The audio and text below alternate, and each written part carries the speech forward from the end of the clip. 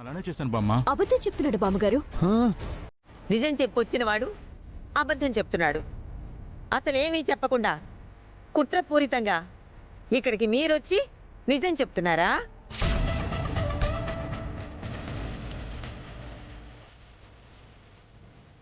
బామ్మ, వదినే అన్నయ్యని ఇక్కడికి తీసుకొచ్చింది.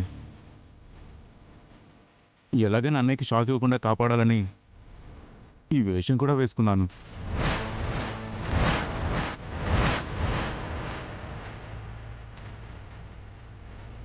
ఈలోపే నా మాట వినకుండా గాయత్రి ఆవేశంగా నన్ను ఊరోసిని ఏదో తప్పు చేసిన వాళ్ళలాగా ఇలా కట్టేసింది.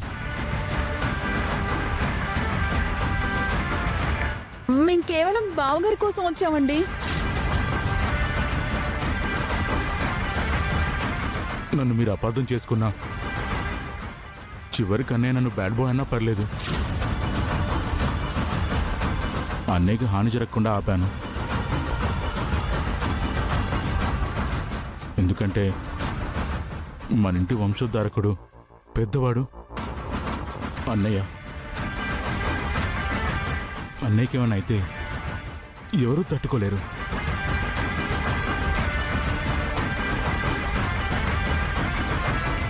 అందుకే ఇలా చూశాను.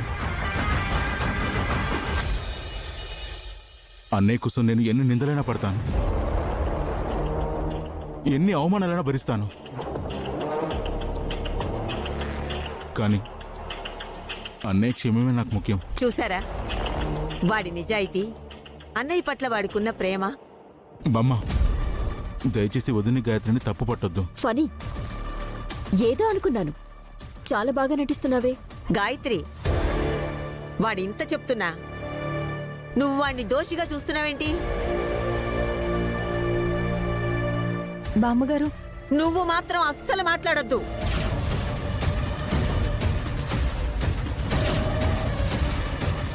ఇంటి పరువు తీశారు.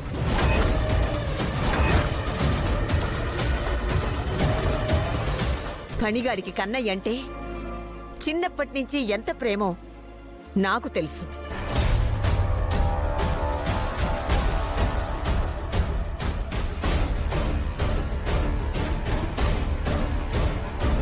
వాడు కలలో కూడా కన్నయ్యకి హాని చెయ్యడు, చెయ్యనివ్వడు.